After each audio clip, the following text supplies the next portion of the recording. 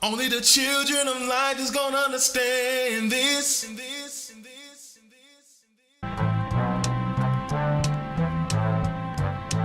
For there are three philosophical sects among the Jews, the followers of the first of which are the Pharisees, of the second, the Sadducees, and the third sect, and the third sect, which pretends to a severer discipline, are called the Essenes. These last are Jews by birth, and Jews by birth, This is the knowledge of the Essene brotherhood. This is the knowledge of the Essene brotherhood. This is the knowledge of the Essene brotherhood. Taking it back to the way that it was in the beginning.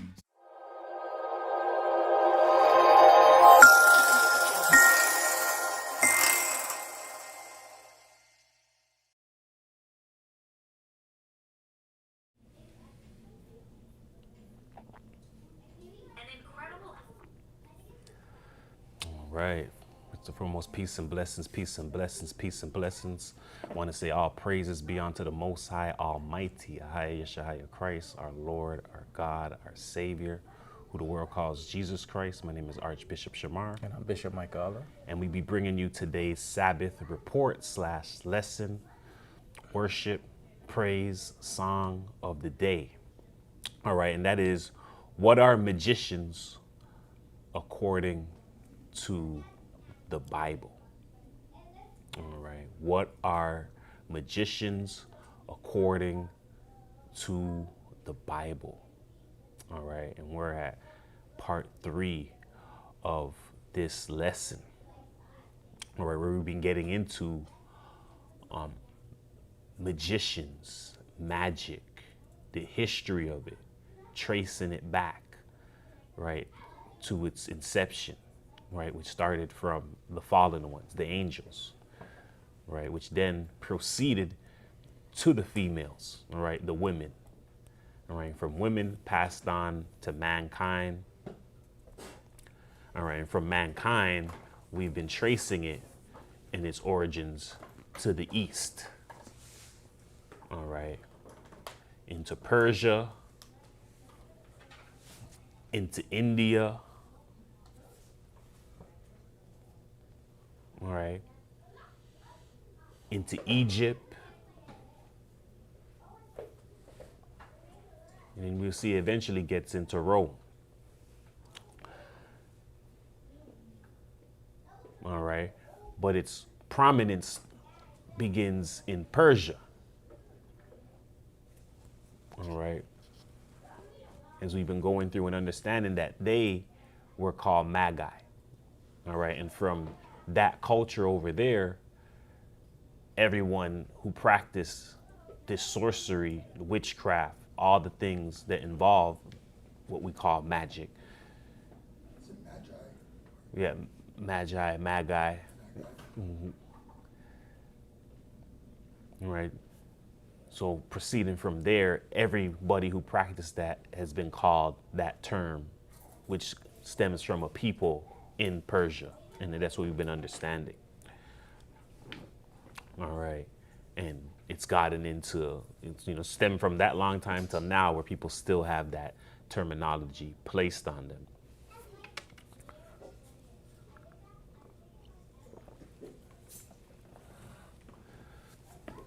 All right.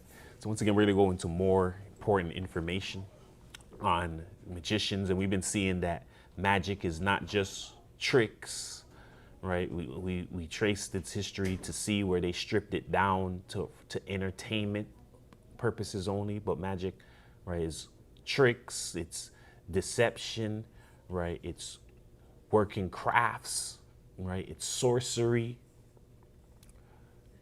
right? We're seeing that it's basically doing anything without the Most High's direct authority.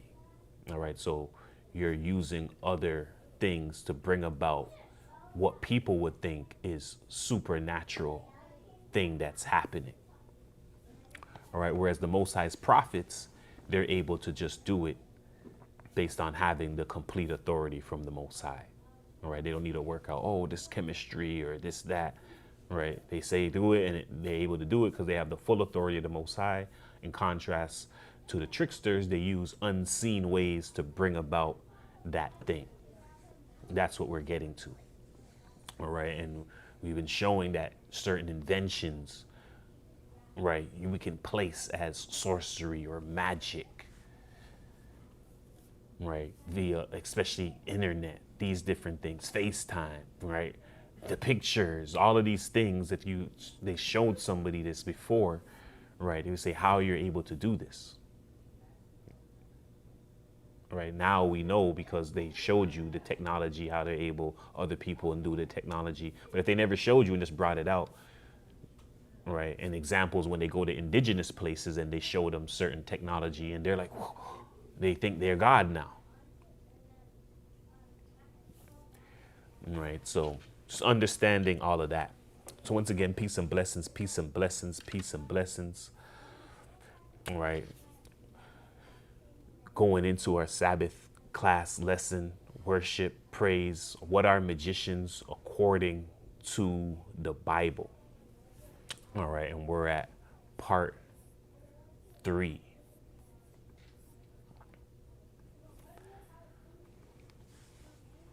All right, give us a moment. Hope everybody's been getting a better understanding on the history.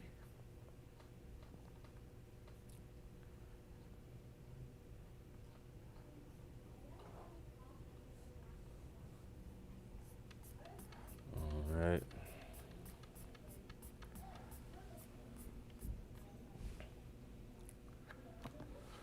So once again, what are magicians according to the Bible? All right, we're at Isaiah 53 and 1.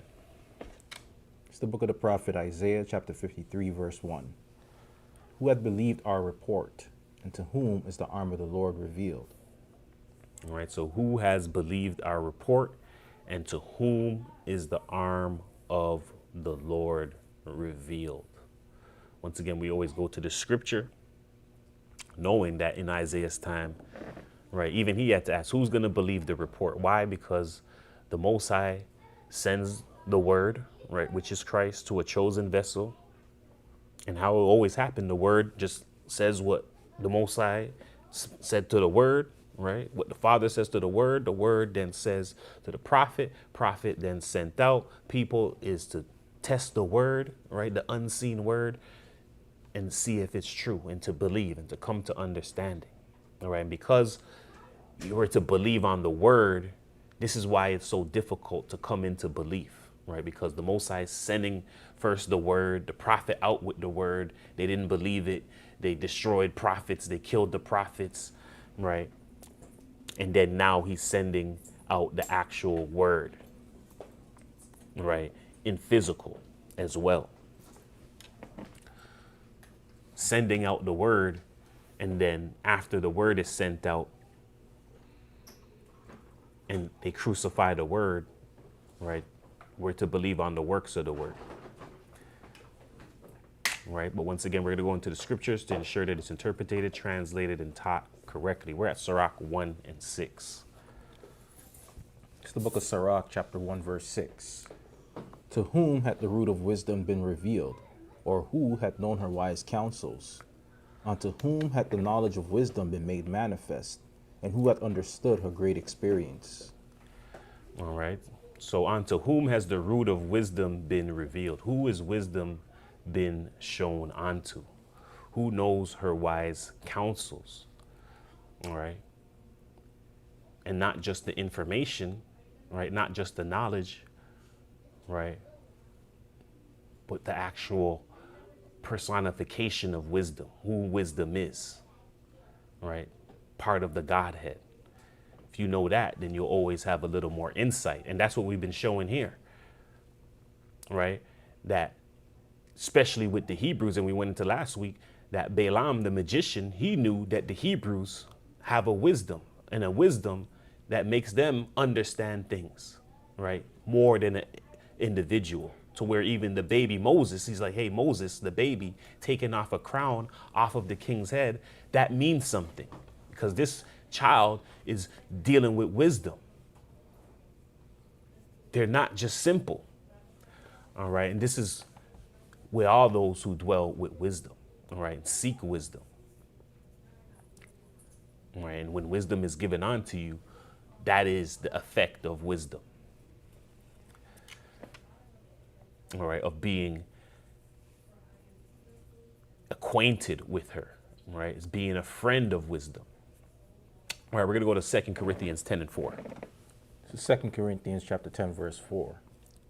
For the weapons of our warfare are not carnal, but mighty through God to the pulling down of strongholds, casting down imaginations and every high thing that exalteth itself against the knowledge of God, and bring it into captivity, every thought to the obedience of Christ.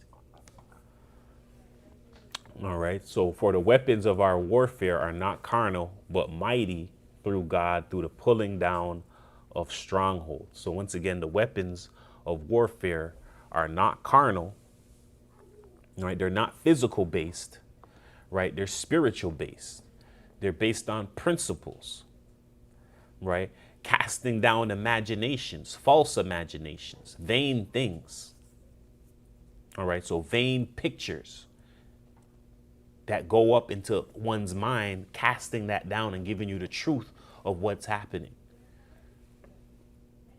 All right, and not only that, but everything that exalted. So there's other false things that are exalting itself against the knowledge of God, and the knowledge of God is pure truth.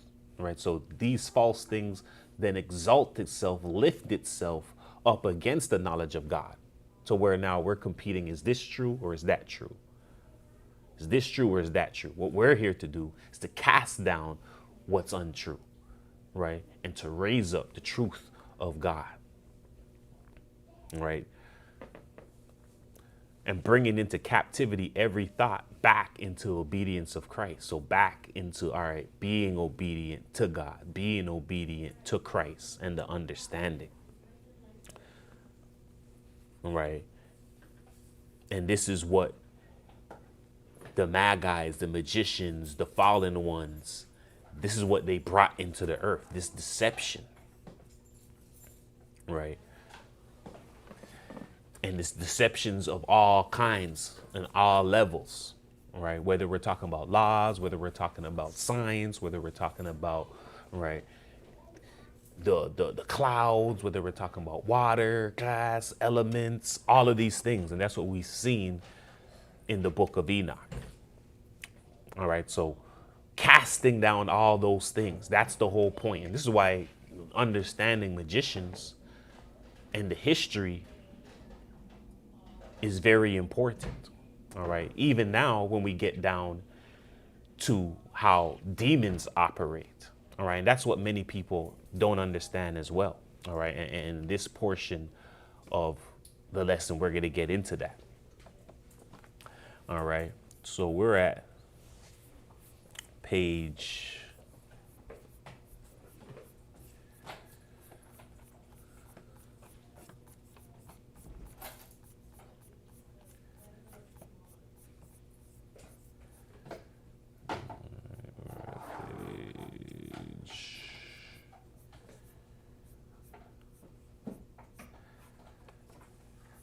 we're at page 31.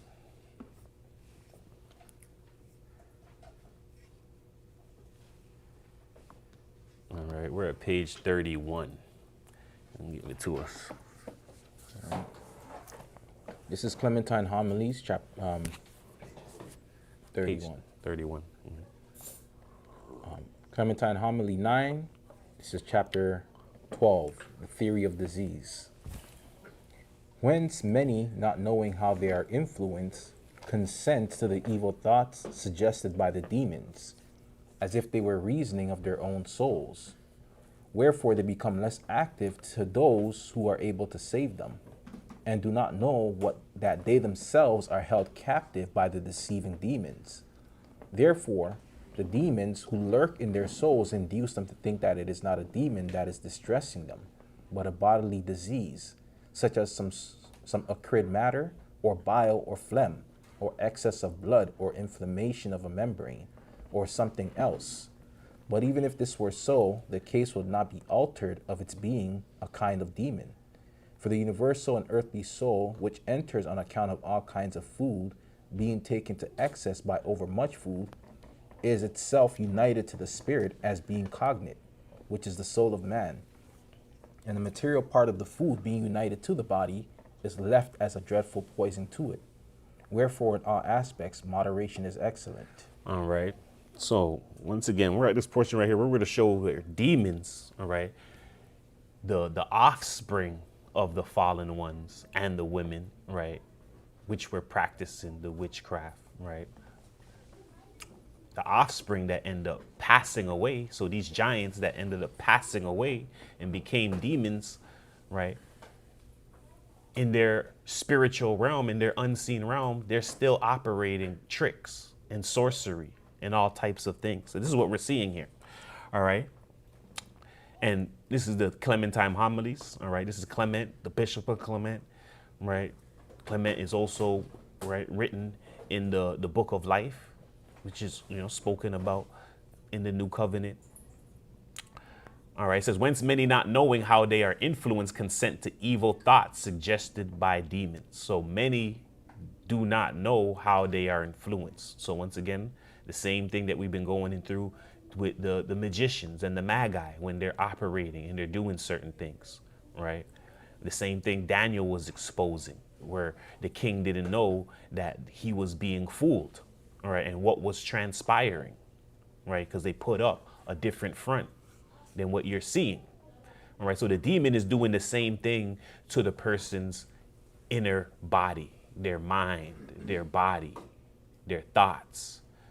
All right, many not knowing how they are influenced consent to the evil thoughts suggested by the demon. So they don't know how they are influenced. You think that, hey, you can tell when you're being influenced by it just off the rip, but you can't unless you're using the Bible to analyze yourself. All right, the Bible is like a virus detector on every computer. All of that, you have viruses. You can't just tell. You could tell sometimes, yo, my thing is moving slow or this. Sometimes you don't know. You could just be, hey, the computer is slow. You don't know if it's a bug on it or something unless you go get the virus detector, and it's going to see if there's any irregularities that's going on and tell you there, what viruses is here. All right. We don't have a digital one that's going to tell us what demons and this and that. What you have the physical Bible, the word, and you're going to have to do that yourself and analyze. All right. So it says they consent to the evil thoughts suggested by the demons as if they were reasonings of their own souls. So you start to think that this is the reasoning of yourself. That's how subtle it is. That's how deceptive it is. It's your thoughts. It's you thinking. There's nobody else within there. There's no person saying, hey, you know how the cartoons depict, hey, that. No, it's just you and the thought, and it came up in your mind. How you know when it's a demon? How you know when it's yours? How you know when a trick is being played? All right. Only way to know is to see if it's against the knowledge of God. You see, we went to that. All right. And now if it's against the knowledge of God, you cast it down. All right. Wherefore they become less active to come to those who are able to save them. So when it's saying to gather, when it's saying to unite, right? This virus is saying to become less active, right?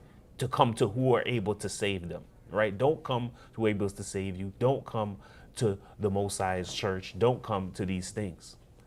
And do not know that they themselves are held captive by deceiving demons. A demon has gotten them. A demon is telling them and it is bringing them back out into the world, right? Because if it's not that, then they're going to go into another faith. They're going to go into something else spiritually. And if it's another faith, then we're like, all right, it's a deceiving demon from this other false thing.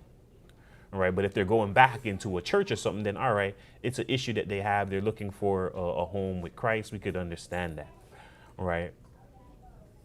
But when you go completely away from the body of Christ, right, you know that you yourself is being held captive by deceiving demons. right? And therefore the demons who lurk in their souls induce them to think that it is not a demon that is distressing them. So I'm saying it's not a demon that's making you feel that way, right? No, this is how you're feeling, right? And then it goes into but a bodily disease, right? So different things lurk in their souls and they might make you think it's a disease or some acrid matter, bile, phlegm, right? Excess of blood, inflammation, membrane, something else, right? And explaining even if it were these things. So when people get sickness and they're blaming the sickness on those things, even if it were those things, right? These things still coming from eating too much, all right? Taking excess of over much food, right? And now that food is being united with your spirit, united with your soul, united with the demon, all right? And therefore it's saying in all respects to have moderation in these things. All right, so Haman is letting us know the tricks of the demon. All right, he's been around the disciples, right? They've taught him, he's understood, and he's now relaying this message, right? And he's there with Peter as well, right? And relaying these messages on to where we're going through them now. All right, so now we're in the deceits of the demons. All right, so continue for us. This is Clementine Homily 9. This is chapter 13, Deceit of Demons. But some of the maleficent demons deceive in another way. For at first they do not know, they do not even show their existence in order that care may not be taken against them. All right, but some of the maleficent demons deceive in another way. So some of the other ones, they deceive in another way. For at first, they do not even show their existence. All right, so a lot of them you don't even know they exist. You don't know they're within you. Don't know nothing what's going on with them in order that care may be not taken against them. So their best thing is going undetected so you won't try to figure out a solution against them. All right, so their whole thing is, to keep quiet. All right, to be sneaky. All right, to come undetected within your mind, within your soul. When they do come in, you won't know that they're there. To keep quiet. You ever hear squatters just in a place, and the quiet ones that's just living in there, you even know people is living in there. That's what they want to be, because they're like, if anyone finds out, they gonna call and they gonna get everybody out. We gonna have to get out of here. All right, so continue for us. Read it again. Right. This is Clementine Homily 9. This is chapter 13, Deceit of the Demons. But some of the maleficent demons deceive in another way. For at first they do not even show their existence, in order that care may not be taken against them. But in due time, by means of anger, love, or some other affection, they suddenly injure the body by sword, or halter, or precipice, or something else, and at last bring to punishment the deceived souls suddenly injure the body by sword, halter, or precipice, or something else, and at last bring to punishment the deceived souls of those who have been mixed up with them, as we said, withdrawing into the purifying fire. But others who are deceived in another way do not approach us, being seduced by instigations of maleficent demons, as if they suffered these things at the hands of the gods themselves, on account of their neglect of them, and were able to reconcile them by sacrifices. And that it's not needful to come to us, but rather to flee from and hate us. And at the same time, they hate and flee from those who have greater compassion for them, and who follow after them in order to do good to them. All right. So you keep hearing this word. Let's get to this word. What you're doing, I just mentioned in what you talked about with squatters and liking them unto demons. A lot of the times with people that are squatting, they'll usually in the daytime it's pretty quiet with them, but when people are sleeping or it's nighttime or when it's dark, that's when they're usually more active. So it's kind of the same with demons inside of people, when there's not a lot of people around, not necessarily when it's dark outside, but when the individuals are by themselves, when nobody's around, they're probably more active with that individual. No, definitely going to be more active when it's more quieter. Like you said, no footsteps around, they're going to be more active. One person might not hear them. All right, so maleficent is doing or producing harm, acting with evil intent or effect. All right, so these maleficent demons are doing or producing harm, acting with evil intent or effect. All right, they're wicked, vicious, criminal. All right, so they're criminal, they're acting with evil intent or effect. All right, so this is what these demons are doing.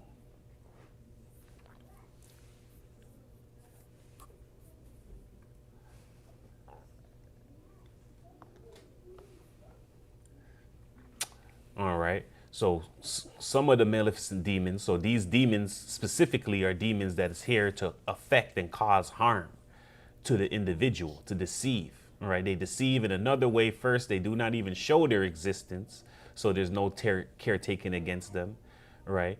But in due time, by means of anger, love, or some affection, they suddenly injure the body. Right. So through the person's anger, love, other affections, they're injuring their body, going through their life, right, causing problems in their life, right? Or they could suddenly injure the body by sword, halter, precipice, or something else. It's the new social media term for that now. What's this? Crash out. Oh, crash out. Yeah. They turn into a crash out, right? You see them crash out, gone in 60 seconds, all right? When that happens, gone in 60, what does that mean? You gone. You crash out like that and they catch you and they arrest you, you gone in 60 seconds. You never coming back. 25 years of life, never coming back. All right? Well, that's in America. In Canada, you might come back, right back. Depending on if you don't kill nobody, you might be back in 15 years, you know, a good time, good behavior time if it's not, you know, to where they don't want to give you any pardon at all, or no, what is it called? Parole at all. Then you don't have to do the 25. But in America, you're definitely getting life.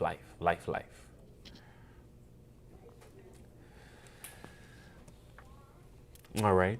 So let's see this other word, precipice.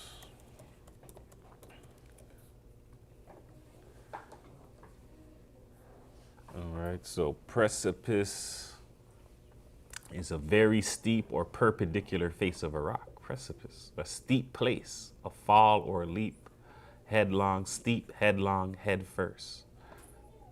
All right, so I guess it's head first, a fall or a leap, head first. Head first. I guess, okay, let's see that word. All right. Oh, so yeah, they're saying, a precipice. Oh, so a sword, a halter, a precipice. So I guess to make them drop down, commit suicide. Okay, so fall. That's what that is. Precipice. So that's when, all right, go to the end of the edge of the building, and all right, we're gonna call this. That's it, or something else. All right, and at last, bring punishment to the deceived souls of those who have been mixed up with them. So this is where the suicides, and this is even get it, you know, right now as well. Let me see. Let's check the.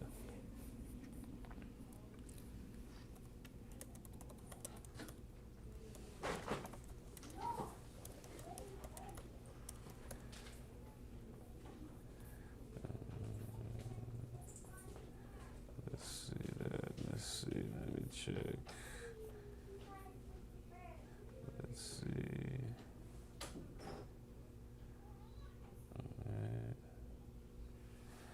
So let's just go to the split screen. So we're at the suicide. We're at National Center for Health Statistics. All right, we're seeing the yearly account.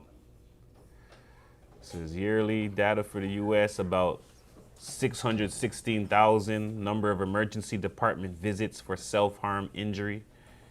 All right, that was 2022, that statistic. All right, mortality says all suicides, 49,000, deaths per 100,000, population 14. All right, the cause of death rank 11. So, all right, and you go into firearm suicides, one of the highest, right, or it is the highest, right? Obviously, people want quick results. Suffocation, right, that one's second, and then we have poison and suicides, which is the least. All right, so these are the statistics All right, we're looking on briefly on the yearly. This is giving us 2023 statistics. All right, so just understanding again that the demons, all right, and it's 22. Oh, yeah, because, yeah. So the precipice one, I'm pretty sure that one's not too much. You're not going to hear that one too often. That's when it's really gotten real bad to where they want to put on a show, they want to this, all of that. A lot of the time people just want it quick and fast. If you're going to say you're going to jump off something now, right, that's on a whole nother level. Right, well, these are what the demons are doing. All right, so it says, and at last bring to the punishment the deceived souls of those who have been mixed up with them, as we said, withdrawing into the purifying fire. So they're bringing them to hell, right? By bringing them down and taking them and committing suicide, you're giving up the marathon, all right? So we just want to let you know, suicide, there's no, people who are committing suicide, they're going to hell. You cannot do that, all right? That's a cheat code, all right? Adam would have did that from the beginning. Everyone would just do that, all right? Go to the kingdom of God, all right? He actually did drop down to kill himself, but the angel revived him. Yeah, they kept on getting revived. Yeah, but you can't. Yeah. Which I'm guessing they didn't put that against him because he's the first man experiencing what's going on. And it's just so traumatic, he'd rather die than, I can't imagine going from eternal body to this body. He's just like, yo, this is too much, I can't. Now we're just like, all right, this is our body, it's regular. We don't even know. We're like, what? I have a next body? There's a next body? This body's regular to you now, right? Not for Adam. Adam was crashing out. He was crashing out, all right? If you want to read it, go read the book of Adam and Eve. He was crashing out, all right? He was definitely crashing out.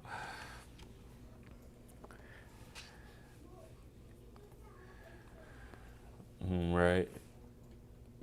So continuing, it says, but others who are deceived in another way do not approach us, being seduced by the instigations of the maleficent demons, as if they suffered these at the hands of the gods themselves. So others are deceived, they do not approach. So Clementine's saying they do not approach them. Who's them? At that time, he's with Peter, right? The other disciples, they don't approach them, being seduced by the instigations of the maleficent demons. So they don't even approach the disciples and all of them at those times that they were there. All right, this is what they're writing, as if they suffered these things at the hands of the gods themselves on account of their neglect of them, and were able to reconcile them by sacrifices. All right, and that is not needful for them to come. So they're like, yeah, we don't need you. We are suffering these things because we're not dealing with this other God, right? And they start going after the other gods and dealing with those gods. Right, because they're like, oh, I'm suffering something happened to me. It's something else, right? And this false thing, right? The demons telling them a false thing, leading them a false way, right? And they will use that. They will use sickness. They will use, all right, something's happening to you, right? Something's happening with your body. All of these things, right? To make you think that, hey, right? Nah, see, this is God telling me this. God telling me this because it happened into only God has control over my body.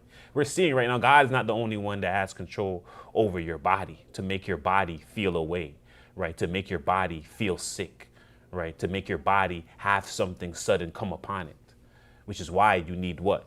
The scriptures again to analyze, all right, when God does it, how is it? When the demons does it, how is it, right? That's what you need to do, not just to say automatically, oh, something happened to me, it happened to my body. Oh, it's from God. That's a deception. Right. And it says, and at the same time, they hate and flee from those who have greater compassion for them. Right. So at the same time, the demon is convincing them to flee from other people who have greater compassion, those who are doing everything in their power, giving their time and their effort to something that's beneficial for their soul. They don't care about their soul enough to look into this, but the people who do is trying to get to them and care for them, and they're going against them, not understanding that these people have a greater love for you. That's why they're doing this, right? And trying to bring them to this, right, understanding. All right, so just once again, understanding all these things. All right, so we're going to continue.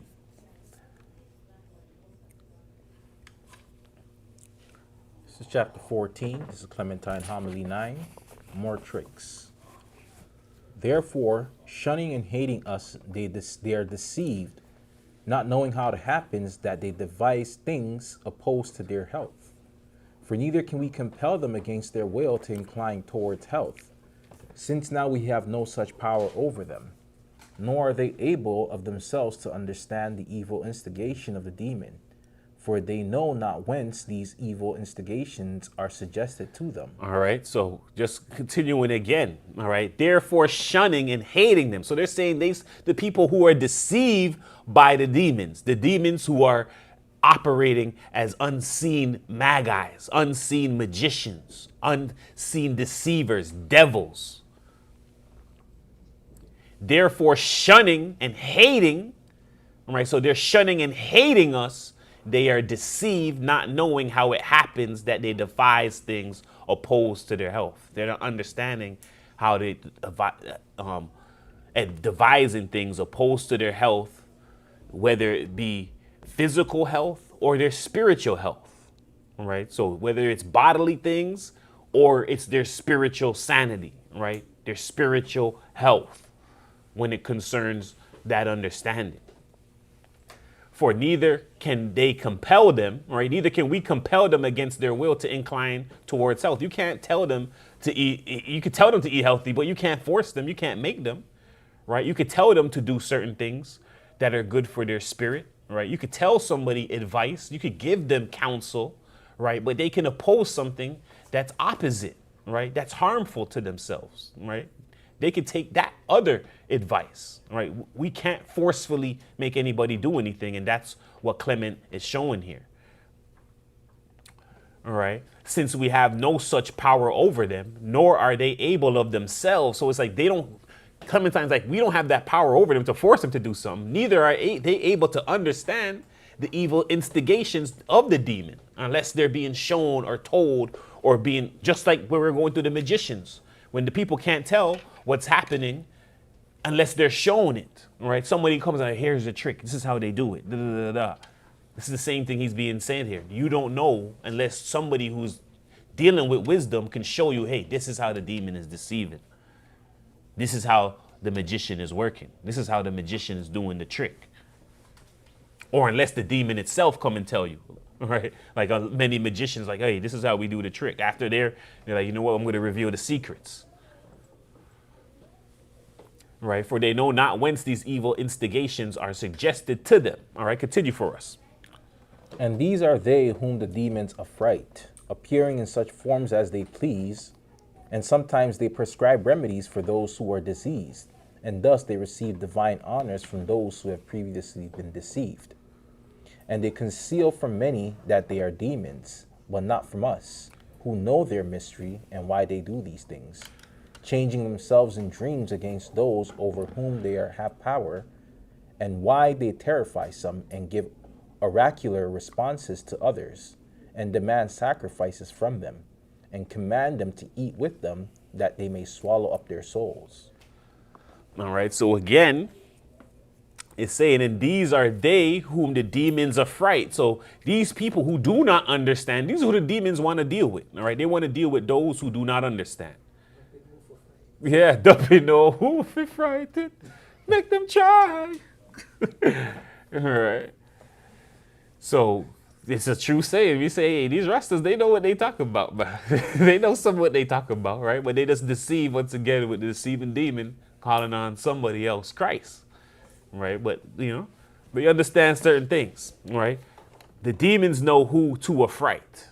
Maybe they even read Clementine. Yes, they read Clementine. You know what? Let's find that song real quick, man. Let me find that song. Like they know who to bullies know who to mess with and who don't, so you know that's a spirit right there. Mm-hmm. What song is that again? There's a couple of different people that sing that song. DeMarco. So it's like, it's more of a saying. There's DeMarco, I think Vibes have one too. Okay, yeah, let me see. Let's just play it real quick. It's a Let me common just. saying that's known. Within those people.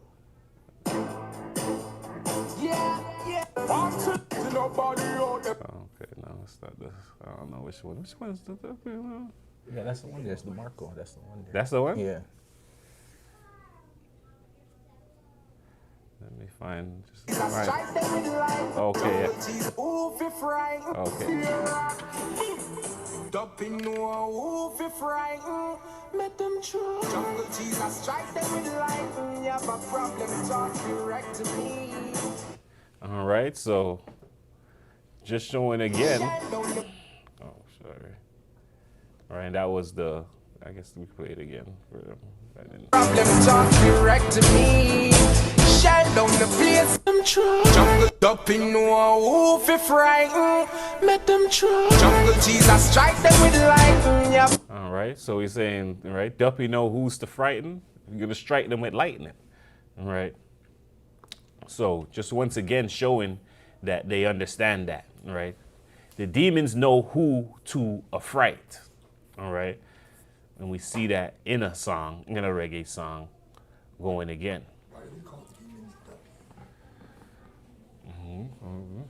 duppy? It's maybe a thing terminology. So duppy Who is knows? basically Let's see. Yeah, that's it. Duppy. It says Duppy is an African origin commonly used in the Caribbean islands, including Bahamas, Barbados, and Jamaica, meaning ghost or spirit. The word is sometimes spelled Duffy. It is both singular and plural, and much of the Caribbean folklore revolves around Duppy. It says Duppy are generally regarded as malevolent spirits who bring misfortune and woe on those they set upon. And they are said to mostly come out of and haunt people at night, and people from around islands claim to have seen them.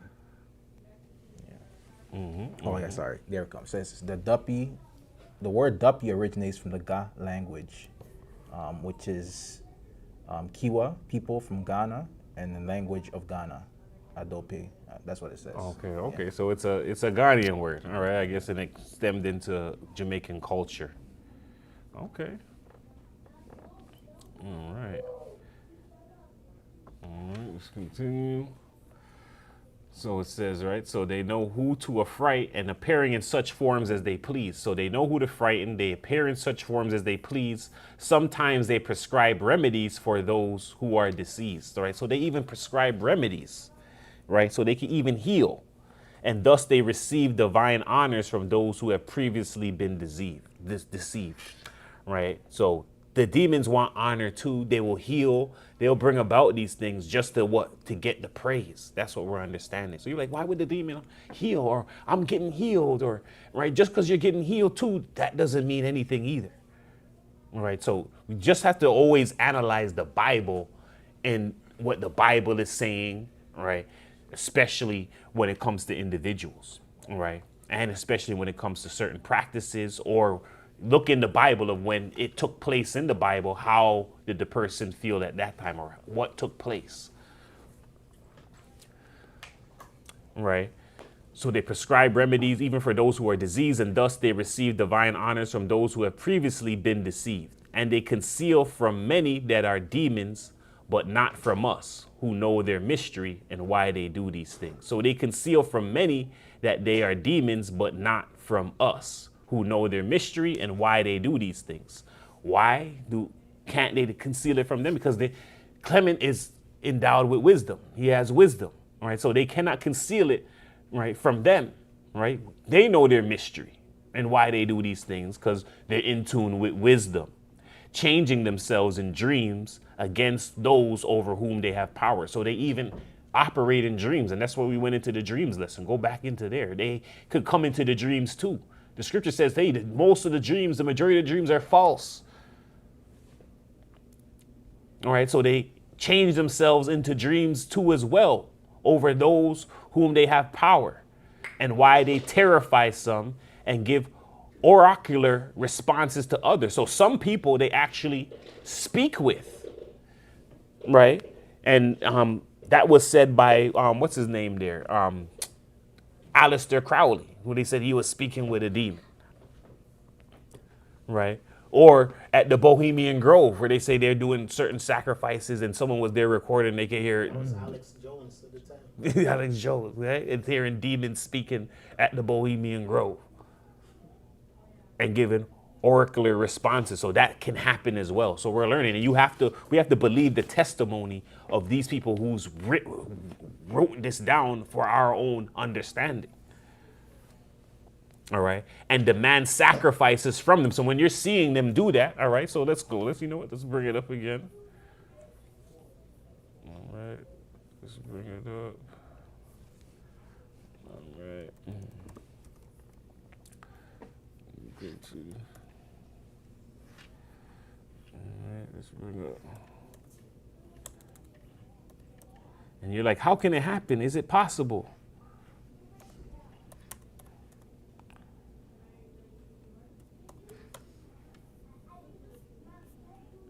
All right, let's see if we can find a clip of the Bohemian Shore. 你好, 안녕하세요. I'm Korean. Yeah.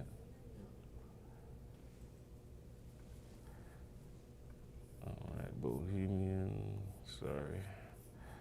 Oh, this is very sensitive right now. Bohemian.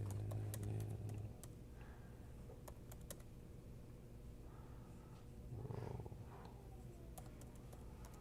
Footage. Alex Jones. There we go. Let's see if we can find this footage. Oh, you're looking for that footage? Yeah. Oh man, that's like 15 years back now, so. Have you been there for the ceremony with the cremation of care? Frankly, I don't think that's something I need to talk. Alex Jones, big publicly. But we have public officials there I'm sorry, saying you took an understanding when you went in there that you would not do that film. And did you have an understanding when you went in there? No. Did you crash it? Yes. Yeah, and it has no trespassing signs there too, doesn't it? No, they put them Yes, up it- after. Oh, I'm I just sorry. walked in. I'm sorry, sir. I've been there before. I know what the circumstances are, and I'm sorry you violated the understandings. That was not a gentlemanly thing to do. But what about the ritual? Is the ritual genuinely?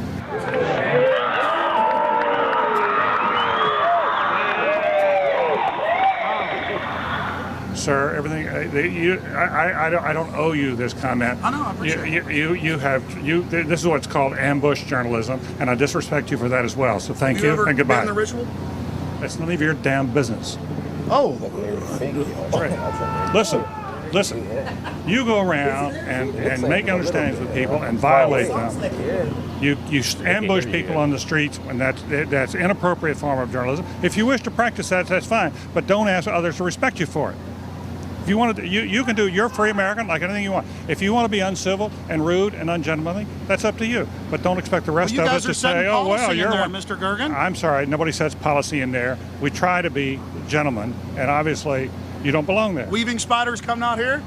Is a Leaders from around the world, prime ministers, chancellors, presidents, governors, again, the heads of industry, banking, academia, the media, Hollywood, only a select few, a little over 2,000 people, travel there to engage in bizarre, ancient Canaanite, Luciferian, Babylon mystery religion ceremonies. And I successfully infiltrated through the Secret Service, through the guards, through the Sonoma County Sheriff's Department. We were inside 4 hours. That's only one day out of the 2 weeks that they meet there for the admitted Summer Fire Festival of the Bohemian Club.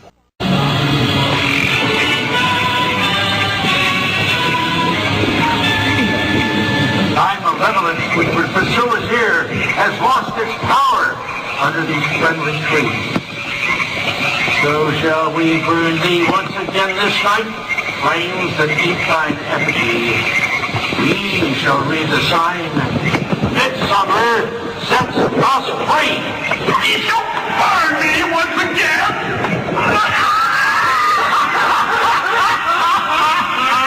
Now with these flames, which hither ye have brought from regions where I reign, ye fools and priests, I spit upon your fire.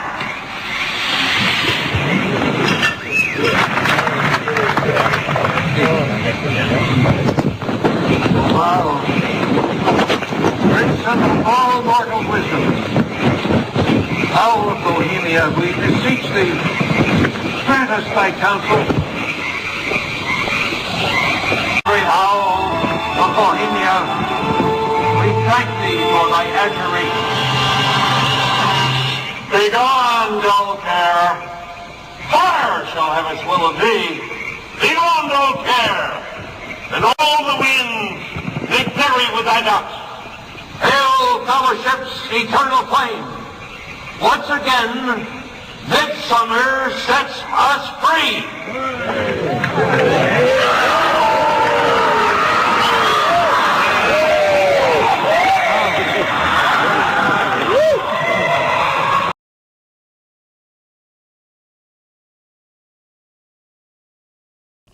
right, so we clearly see, you heard them, Alex Jones speaking about how them gathering all the people who's there, it coming from ancient Babylon, the practices, everything that we've been researching, all right, and then the oracular responses that you then see at the thing, the exact same thing we were just reading, all right, the exact same thing reading, right, and the sacrifices as well, right, that they asked for. All right, so the oracular responses to others and demand sacrifices from them and command them to eat with them that they may swallow up their souls. That's what we were seeing taking place. Just wanted to touch on thing there. Santeria. I don't know if you heard that. Okay, you want to? Yeah. So when you were saying regarding just with the food and stuff like that and the sacrifices, this is Santeria. So Santeria teaches the existence of a transcendent creator divinity, Oludumare, under whom the spirits are known as Oricha, typically deriving their names and attributes from traditional Yoruba deities. These Oricha are equated with Roman Catholic saints and associated with various myths. Each human is deemed to have a personal link to a particular Oricha or spirit who influences their personality. Olodumare is believed to be the ultimate source of Ashe, a supernatural force permeating the universe that can be manipulated through ritual actions. Practitioners venerate the spirit or Oricha at altars, either in their home or in the Ile, the house temple, which is run by a Santiro priest or Santira priestess. Membership of the Ile requires initiation. It says offerings to the Oricha or spirits include fruit, liquor, flowers, and sacrificed animals.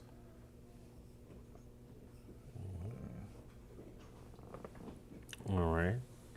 So offering these things, right? Santeria, Spanish, Oricha, typically deriving their names, attributes from Yoruba deities, right? Roman Catholic saints associated with these various myths, right? They have a personal link to Oricha who influenced their personality, right? And going again, right? Practitioners venerate Oricha at altars, in homes, right? By the Santerio, the priest, Santeria priestess, right? Membership requires initiation. Offerings include fruit, liquor, flowers, sacrifice, animals, all these things, right? That's prominent in Cuba, Latin American countries.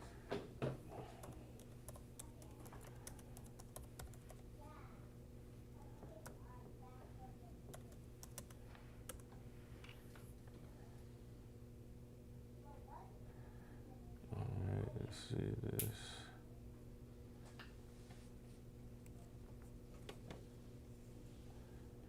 All right, so let's see this. So let me just show an example. Let's see if we can find this example here for you guys. All right, so let me just show.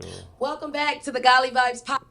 Me, man. And I just felt me, you know. God talked to me, man. And I just felt like my past religious beliefs were. I felt like it was on a transactional basis type thing. But with Jesus, it's not a transactional thing. He love you regardless. He gonna look out for you regardless. I mean, that was my experience. So that's what kept me sane, man. Amen.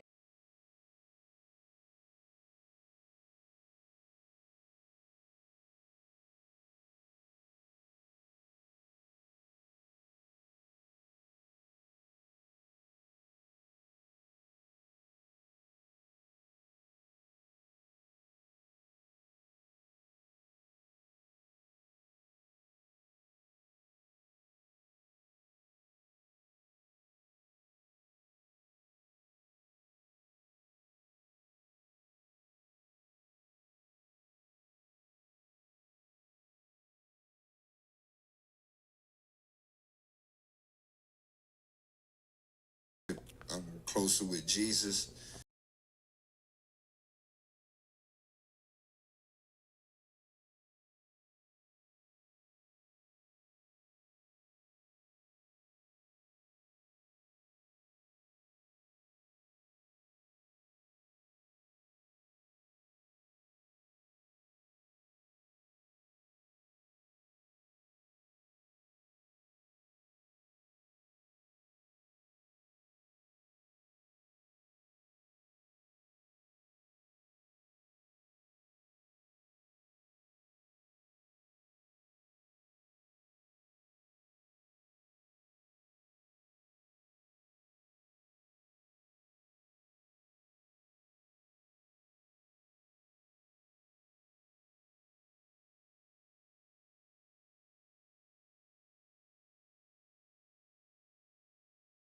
relationship closer with Jesus, because I was doing Santeria for 13 years. I just felt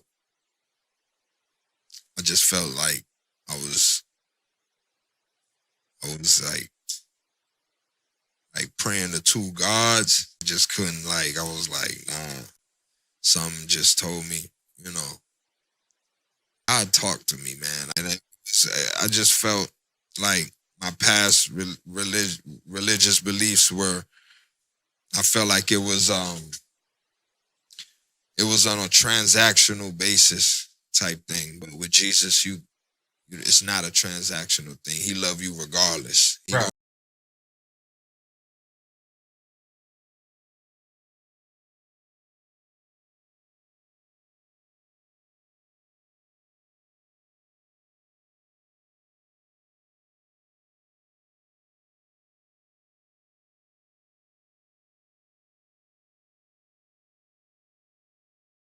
Africans. Oh, sorry. Oh, Restart it's on again. mute. Yeah, Okay. sorry.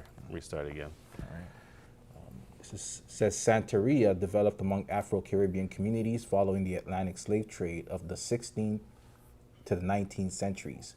It formed through the blending of traditional religions brought to Cuba by enslaved West Africans, the majority of them Yoruba, and Roman Catholicism, the only religion that was legally permitted on the island by the Spanish colonial government. All right. Okay. You touch one? Oh, no, I was just, okay. Yeah, it was just to touch on that. Yeah, it primarily was developed in Cuba there. That's what Bishop Okay, was so saying. Cuba, so Santeria, we're seeing it was developed in Cuba. All right, so Santeria developed among Afro-Cuban communities following the Atlantic slave trade to the 16th and 19th century. It formed through the blending of traditional religions brought to Cuba by enslaved West Africans, majority of them Yoruba, Roman Catholicism, right? Roman Catholicism, and the only religion legally permitted on the island by the Spanish. So they basically blended, their old habits with, Catholic faith, and that's how we have Santeria now. All right, so once again, just showing again the same thing that was transpiring over here. All right, that these demons give oracular responses, demand sacrifices from them, command them to eat with them, that they may swallow up their souls. And that's what we see at the Bohemian Grove practices that we see happening, right? With the whole, we don't know if that's true or not, but hey, we do know what he's explaining happens, and it's being explained here, right? And also Santeria, that as well being explained there, because they're offering up sacrifices to them. You're hearing an individual who quit it say, hey, everything was transactional because I have to keep giving and giving and giving. With Christ, there's not that. He loved you whether you came and gave something or not, right? It's like old covenant. Mm-hmm. Santeria. All right, so we're on to the next part.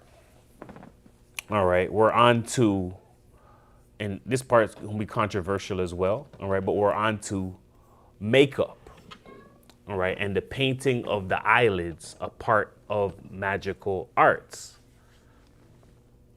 All right, and we're first going to take this to the Testament of Reuben, out of the Testament of the 12 Patriarchs. This is the Testament of Reuben, chapter 5, verse 1. For evil are women, my children, and since they have no power or strength over man, they use wiles by outward attractions, that they might draw him to themselves. And whom they cannot bewitch by outward attractions, him they overcome by craft.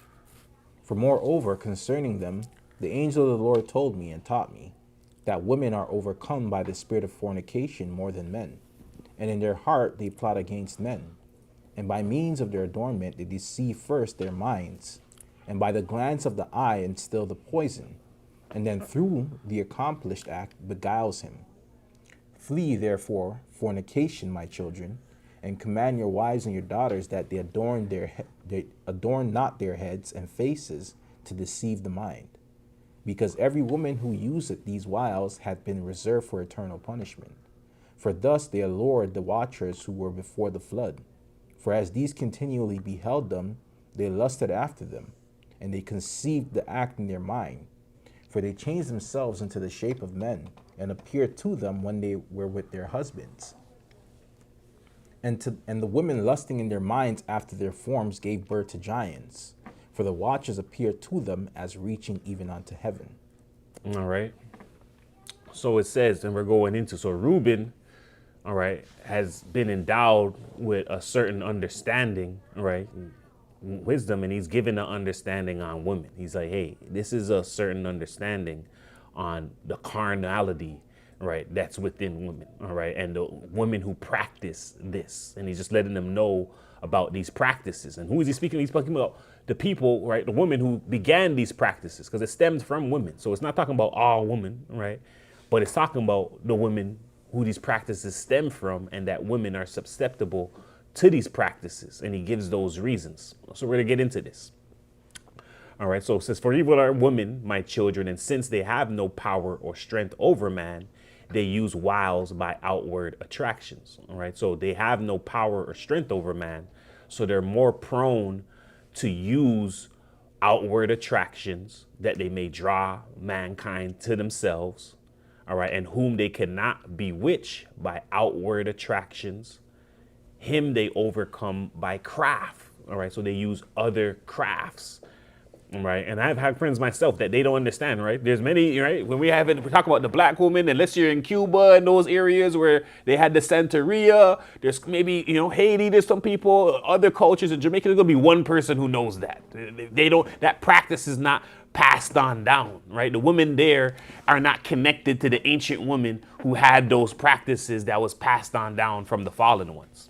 All right. But a lot of the other nations, they have these women who kept this, that's brought it down from their parents. And when you get into a lot of families, I've been around a lot of people that are like, oh, my family were a family of witches. And they pass it on down to each other.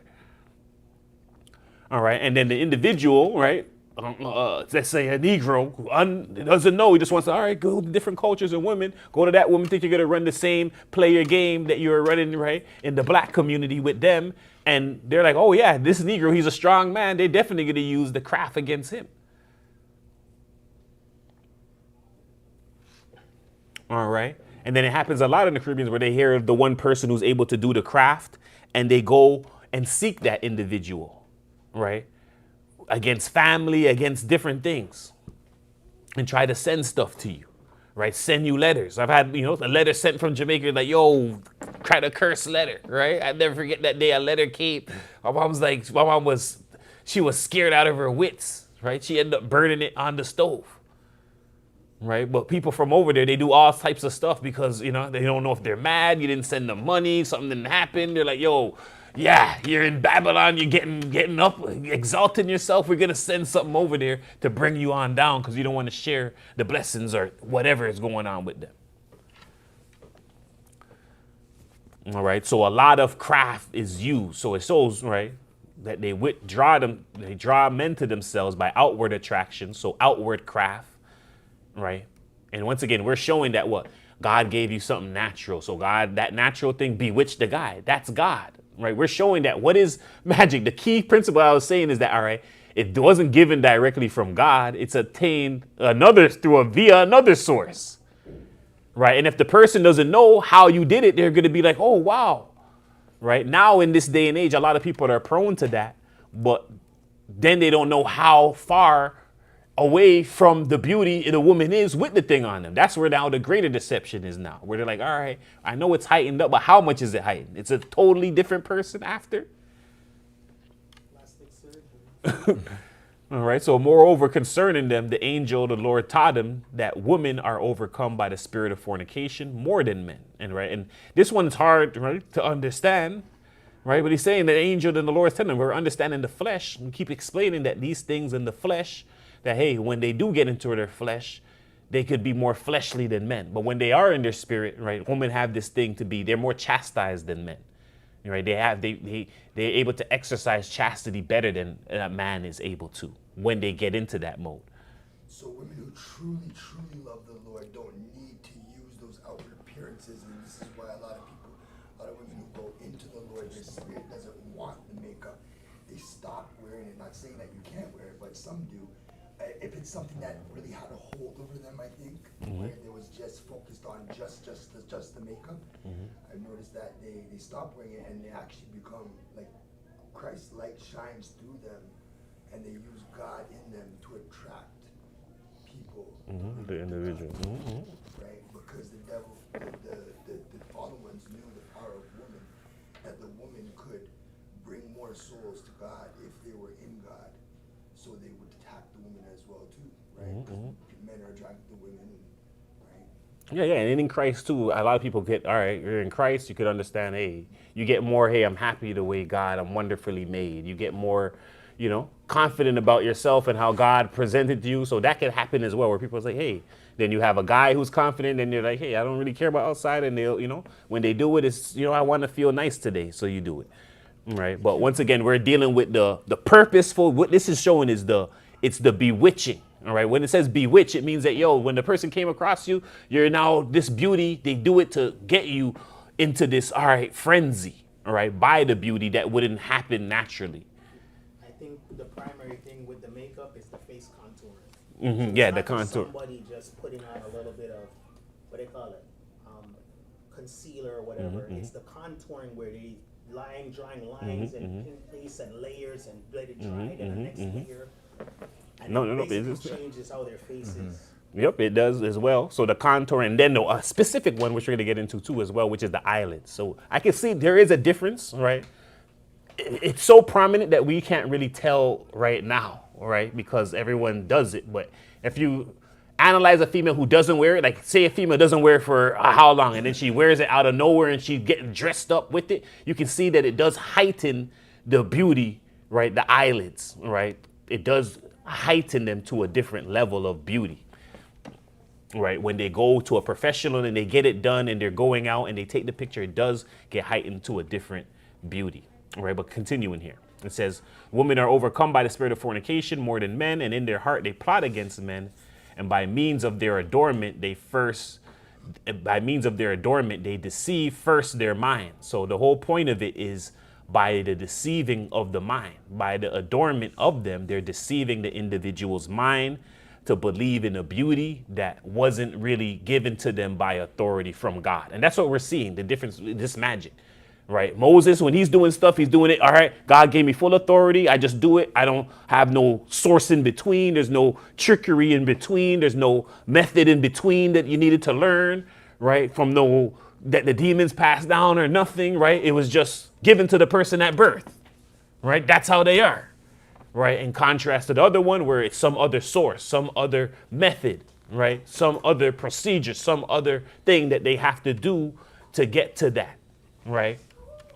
That's what it's showing here, right? So plotting their hearts against men by means of the adornment, they first deceive their minds, and by the glance of the eye, instill the poison. So we're going to get into the eye too, how by the eye and the eyebrow specifically, right, that science, they're able to instill a certain poison, and that through the accomplished act, they take them captive, right? So through the accomplished act, they're able to take them now captive, right? For a woman cannot force a man openly, but by a harlot's bearing, she beguiles him. All right, and we've seen that. We've seen that Deborah, when she dressed up and put on the stuff, right? And she went to go, take down the man. All right. So she went into that harlot's gear to deceive the man, to get the kiss, and to hit him with, I believe it was the heel, put the heel through his temple. That's a jail. Jail. That part there. There's Tamar that did that. That dressed up the chick, Judah. You have also. No, the one that was for the prophets. The one in the, what was that? What's that number? That is in, no, that's in. Deborah? That's in Deborah. Deborah's a warrior. No. Let me, sorry. Let me get it right here. It's the female. We'll go to that story. The female.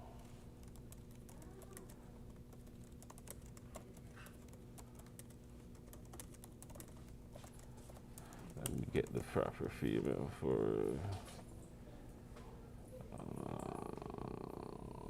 Are you talking about Judith?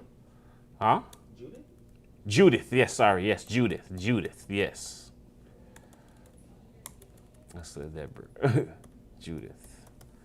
Yes. Yeah, like she dressed up and decked up. Yeah. She dressed up and it was Judith. Yeah. Yeah, she went on the enemy lines. Yeah, on the enemy lines, did all of that. So she knew what how to get the man's mind, catch his mind, and then she's bringing him to the Lord. Though she did it for the Lord, not for her own deceit. Her own deceit. And the Lord gave her even extra beauty on top of how she looked too. All right, so look at that. Because she used that beauty for the Lord's purpose, he even given her extra on top of that. All right.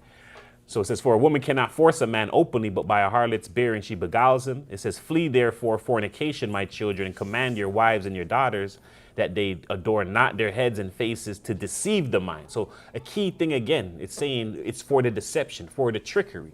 We're not talking about, a person put a little red thing on their thing to make themselves feel nice, to insinuate the looks that God already made them beautiful with. We're talking about they're using this to deceive the individual. Right, they're using the art as deception. They always say though they do it for themselves though. Yeah. And that's the thing too. So this is where we have to get on the levels of the deception, right? And some men, if the man's not deceived, if he knows what she looked like in the thing, and then she's not being deceived, right? She could do that or whatever. It's talking about who practice this and they're doing this, right? That's their main intent. That's their main intent. Yeah. They Correct. try to hide how they actually look like before. Yeah, they hiding how they look like before, and they're doing it for some intent to woo the individual's mind. And also it's a disrespect to God because they're hiding who they look like before, and that's basically indirectly saying to God that they didn't like who they were. All right. So it says, and because every woman who useth these wiles has been reserved for eternal punishment. So this is a severe thing gone out because it's attached to a certain sorcery.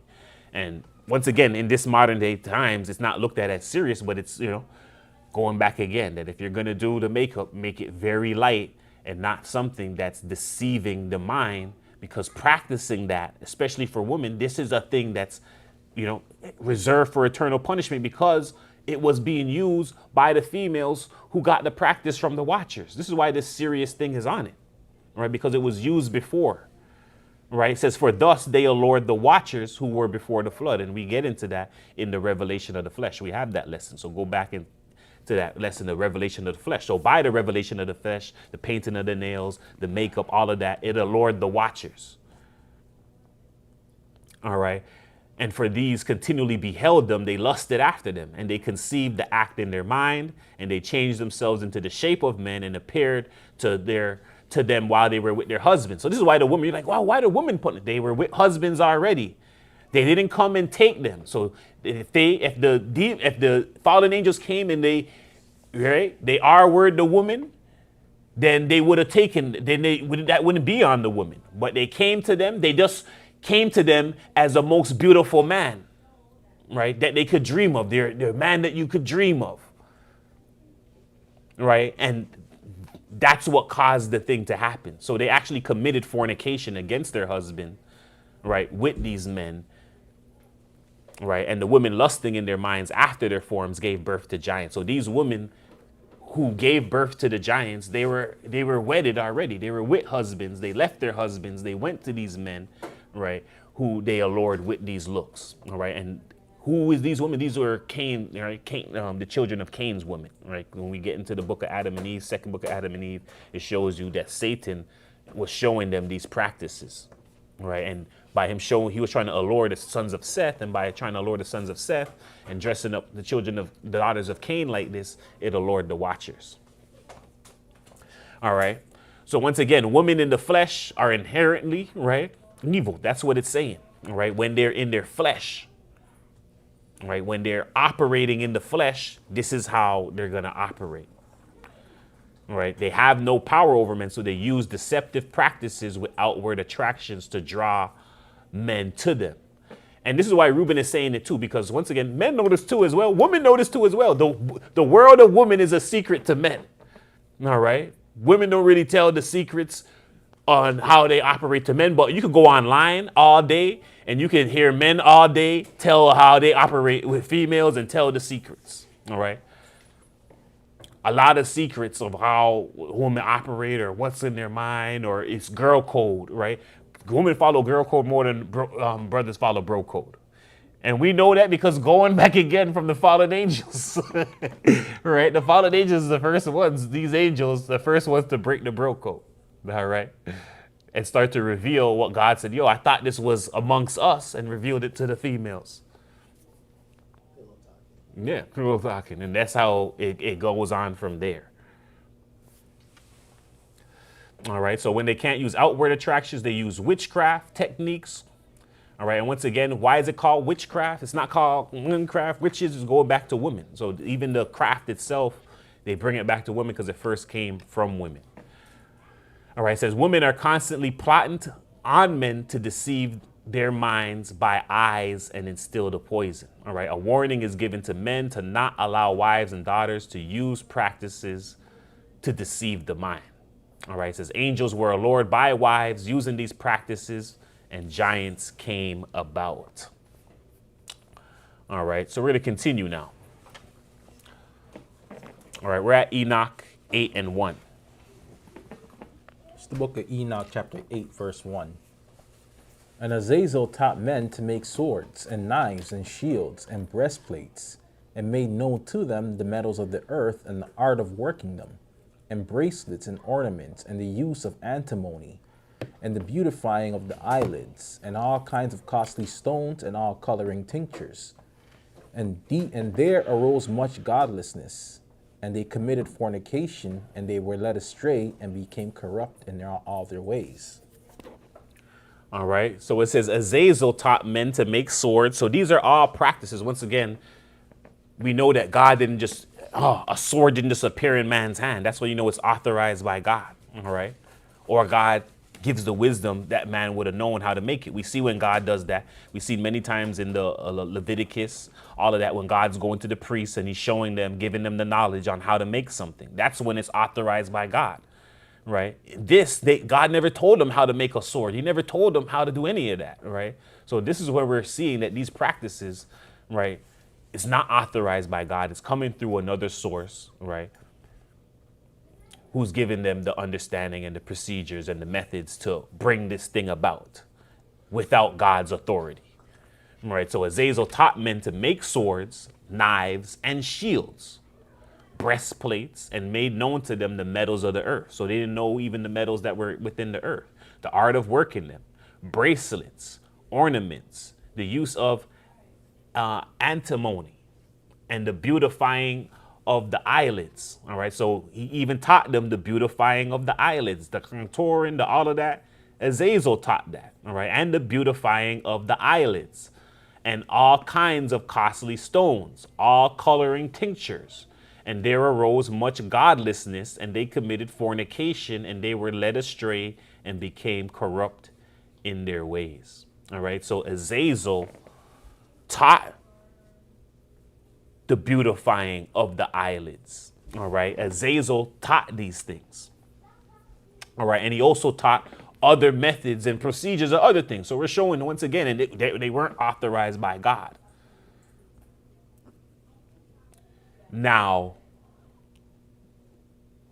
if God gives you the method or you use it for God, then it's no longer considered sorcery or anything like that. See, we're understanding that these things, because it's not swords, making a sword is not sorcery. But if you got it from the procedures and the methods from the demon, then now it's a practice under that. And now if you're using it for evil, now it's under that way.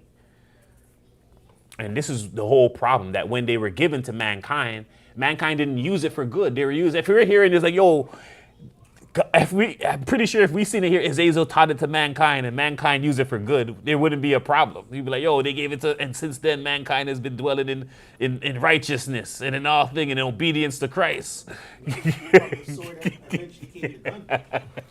Right. So from those things, more fornication, more evil, more corrupt ways. They weren't ready for that knowledge. All right, so that's what we're seeing. They weren't ready for that knowledge. If they used that knowledge towards Christ, there wouldn't be this problem. But this was hidden from mankind because they weren't ready for such knowledge. All right, and actually, let me find...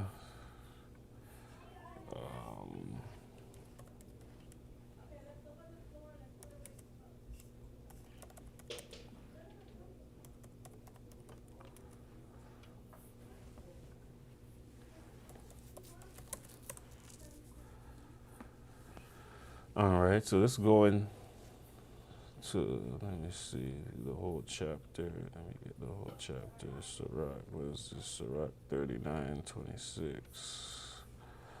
Sirach 39. Let me get the full chapter. Chapter 39. All right. So we're at Sirach 39:26. It's the book of Sirach, chapter 39, verse 26. For the good are good things created from the beginning, so evil things for sinners. The principal thing for the whole use of man's life are water, fire, iron, and salt, flour of wheat, honey, milk, and the blood of the grape, and oil, and clothing. All these things are good for the godly. So to the sinners, they are turned into evil. All right. So what we're seeing, the basic needs of life are these. God gave us this basic: water, fire, iron, salt, flour, honey, milk, wine, clothing, oil. He showed us all of this. He said all these are good for those who are devout, but they turn into evils for sinners. And these basic things, men, turn to evil. So now this is why God had to hide the higher knowledge, right? This is why he had to hide it, because the basic things, water, fire, iron, salt, flour, honey, milk, wine, clothing, oil. These are good for those who are devout, but they turn into evils for sinners. Sinners turn those basic needs and necessities of man into evil and wickedness. How could then God give us the higher knowledge and the higher things, knowing that we do these things with the basic things?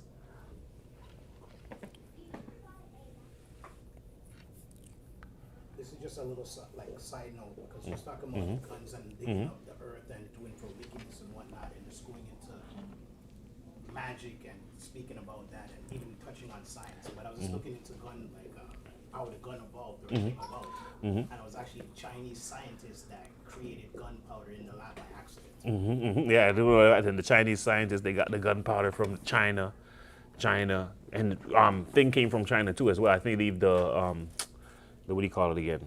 Firecrackers. Yeah, firecrackers too. All of that stuff. Yeah. The warehouses occasionally blow up over there. Yeah. Right. So yeah, China's the one that got it. Then they gave it to the European, and then the European came, and then they came into Africa. All right, and against the native Indians. Yeah, but just kind of going back into like the magic part of the science of stuff. Yeah, that it was like, oh, okay, they figured out gunpowder, and from gunpowder, they're able now to develop a gun and go from the sword into this new modern day sword. All right. So once again, all these sciences. All right. So once again, Azazel taught the art of beautifying of the eyes. All right. Much godliness arose and fornication. Azazel revealed multiple things that led to men corrupting their ways. All right. Once again, men corrupt their ways with basic things. Azazel gave them these complicated things, and they just corrupted themselves even further. All right. So we're at Proverbs 6:20. It's the book of Proverbs, chapter 6, verse 20. My son, keep thy father's commandment and forsake not the law of thy mother. Bind them continually upon thine heart and tie them about thy neck. When thou goest, it shall lead thee. When thou sleepest, it shall keep thee. And when thou awakest, it shall talk with thee. For the commandment is a lamp, and the law is light. And reproof of instruction are the way of life. To keep thee from the evil woman, from the flattery of the tongue of the strange woman. Lust not after her beauty in thine heart, neither let her take thee with her eyelids. For by means of a whorish woman, a man is brought to a piece of bread, and the adulteress will hunt for the precious life. Can a man take fire in his bosom, and his clothes not be burned? Can one go upon hot coals, and his feet not be burned? So he that goeth into his neighbor's wife, whosoever toucheth her shall not be innocent. All right, so once again, it's insinuating the same thing again here. All right. Keeping, my son, keep the father's commandments, forsake not the law of the mother. All right, so keep the father's commandment, keep the law of the mother, wisdom, right? Bind them continually upon thy heart, tie them about thy neck, right? When thou goest, it shall lead thee. When thou sleepest, it shall keep thee. When you awake, it will talk with you.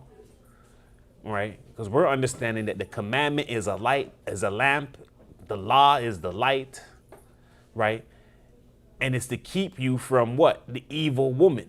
All right? So keep you from the evil woman. And this is symbolic too, because the evil woman is a representation of false doctrine. All right? It's also a representation of false doctrine. All right? So to keep thee from the evil woman, from the flattery of the tongue of a strange woman. All right? Lust not after her beauty in thy heart. So lust not after the beauty in thy heart, or lust after the beauty of the false doctrine, because the false doctrine will have a beauty within it. Yeah, the false beauty is a false doctrine because it's not who she is. Mm-hmm. So she's giving you a false doctrine of herself. All right. So lust not after her beauty in thy heart, neither let her take thee with her eyelids. So the same thing, right? The beauty, the eyelids, for by means of a whorish woman, a man is brought to a piece of bread. And the adulteress will hunt for the precious life. So it's again warning that, right, women with this mindset, all right, or this thing against men, and there's a lot of women that, you know, have a thing against men. All right, this is what it's revealing, that they hunt for the man and to bring, and they might not know this, but the man has to know that, hey, you're being hunted. What are you being hunted for? To commit fornication, right? And we're gonna get to that. This is the main warning about fornication. When we get into fornication and what fornication is, right? The sexual laws that's down in the laws of Moses, all right? That and why it says that man should keep his own, right? To marry and to have a woman, right? Because even if you get a woman, right, that is, all right, unmarried or whatever, right? You're now opening up yourself to a woman who possibly unknowingly is dealing with somebody else and told somebody else that that's their woman, and now they're dealing with you, and now the man is being taken by that fornication. So it's like an overlapping, like a woman will have one guy on the side that you won't know about. Yeah. And then she'll talk to you and keep him on the side, and then she'll Correct. And then when a man of faith is doing that, that's now gonna be against him. That's bringing his soul down that he's unaware of, right? Because he's bringing him into fornication. He doesn't know he was even in fornication. So it's basically putting on invisible handcuffs on the man. Yeah, trapping him into sin, right? So that's the next thing we're gonna have to watch out for. That, hey, who you are dealing with is actually just dealing with the one person, because they're bringing you into this world of sin. All right, and that's what explains at the end about this whorish woman, because it's saying that he that goeth into his neighbor's wife, whosoever toucheth her shall not be innocent. And what does it mean by neighbor? Is that, yo, you didn't know it was somebody else's, right? She's coming around and she's spreading it to everybody else. And there's people who also do that with disease too. They'll catch something and they'll be like, all right, I caught something. It's from a guy, all right. Or a guy's like, I caught something from a girl, all right. Yo, they're going to go on a whole spree now, spreading it to those individuals. Right? Seeking those individuals out to purposely spread that to them. Right? It says, can a man take fire in his bosom and his clothes not be burned? So it's saying when you do these things, right? Can you take fire in your bosom and your clothes not be burned? You can't put fire in your shirt and your shirt not be burned. Right? Can one go upon hot coals and his feet not be burned? And it's saying, so is he that goeth into his neighbor's wife, and whoso toucheth her shall not be innocent. All right, and that's her going around. She's like, oh, no, nothing's going on. Nothing's happening with him. Oh, that guy is nothing. That guy is nothing. Proverbs also talks about a whore being a deep pit. And if you look at that two ways, whether it's an actual literal woman or another religion, you know, if you go to other religions, you're going to go in that deep pit. A deep pit. All right, so we're now going to go to an example in the Old Testament. All right, we're going to go to 2 Kings 9 and 30. It's the book of 2 Kings, chapter 9, verse 30. And when Jehu was come to Jezreel, Jezebel heard of it, and she painted her face and tied her head and looked out a window. All right, so Jehu, all right, which is a prophet of the Lord, he's coming. All right, he's coming to issue punishment or warning to Jezebel of what the Most High is declaring. And she's hearing Jehu's coming, and Jezebel heard of it. And the first thing she does, she paints her face. Why? Because she's already thinking of the deception. A what? Oh, king, yes, king. King Jehu.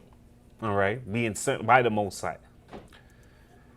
All right, and Jezebel heard of it, and she painted her face and tied her head and looked out at the window. All right, so she looked out at the window. She did all of these. The first thing she did was paint her face.